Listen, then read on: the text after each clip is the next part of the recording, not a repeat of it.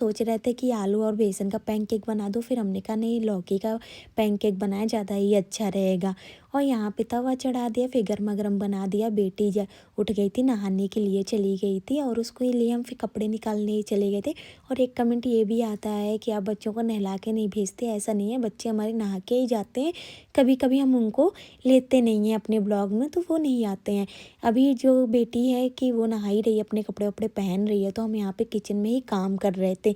यहाँ पे ये पैनकेक सिक के रेडी हो गया था। वैसे हमें 3 बना लेने, एक बेटी को नाश्ते में देना है, एक लंच में दे देते हैं और एक बेटे को देते हैं। बेटे के वैसे हम इसलिए एक खिला के भेजते हैं, एक ही देते हैं, क्योंकि वो भला एक ही खा के स्कूल से आ जाए, इसलिए हम उसको खिला देते हैं कि हमें टेंशन नहीं रहेगी कि वो खाई है कि नहीं खाई है। एक ये रहेगा कि हाँ, हमने खिला के तो उसको भेजा हुआ है। यहाँ पे उसको रेडी वगैरह कर देते हैं। जो काम नहीं कर पाती वो खुद से, वो थोड़ा बहुत हमें हेल्प कर देते हैं। यहाँ पे उसके पोनी वगैरह कर देते हैं। इसके बालें क्या बहुत वीक है, हेयर वगैरह, तो इसके बहुत दर्द होता रहता है। वही कहती रहती है मम्मा दर्द हो रहा है। यहाँ पे हम बेटी को भी रेडी कर देते हैं। तो जो हमारा और किचन में हम पैनकेक रख के आए हुए हैं ढक के, वो भी सीख ही रहा था, साथ में आ गए थे ये भी अलट पलट के देखने। यहाँ पे बेटी को बैठ जाते हैं खिलाने, उसको डांटते रहते हैं कि बेटा आके बैठ जाओ, तो वो खा रही है।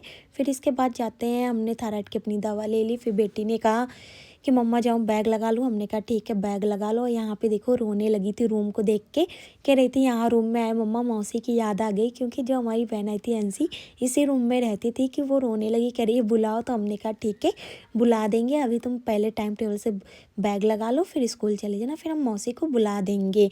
और एक कमेंट ये भी आया था कि आप थायराइड की दवा क्यों लेती हैं, आप तो दुबली हो।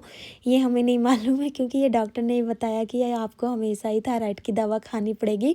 वैसे मोटे होने वाला है, लेकिन हमें तो नहीं लगता मोटे वाले, क्योंकि हम पतले ही हैं। यहाँ पे बेटी स्कूल चली गई थी, फिर बेटा उठा था। बेटा जो है ये भी देखो कैसे रोता रहता है। जब बच्चों का स्कूल बंद हो जाता नहीं है, तो बच्चे रोते रहते हैं कि मम्मा हमें स्कूल नहीं जाना। तो हमने कहा कोई बात नहीं, 1 हफ्ता स्कूल जाओगी, फिर से आदत पड़ जाएगी स्कूल जाने। और कुछ ऐसा भी कमेंट आया था कि आप अपना फ्रिज क्लीन नहीं करती हैं, पूरा मैश्ड करके रखी हुई हैं। तो ऐसा नहीं है, हम अपना फ्रिज क्लीन करते रहते हैं। बस कहते नहीं अपने हाथों का हो तो साफ़ रखो, वैसे हम साफ़ ही रखते हैं। लेकिन जो बच्चे हैं थोड़ा बहुत निकालते हैं, कुछ ना कुछ गिराते हैं।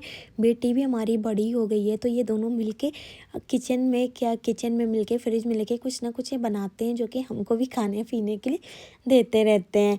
यहाँ पे आ जाते हैं, फिर अपना पूजा कर लेते हैं, बच्चों को भेज के स्कूल। यहाँ पे स्नान करा देते हैं लड्डू गोपाल जी को वस्त्र पहना के।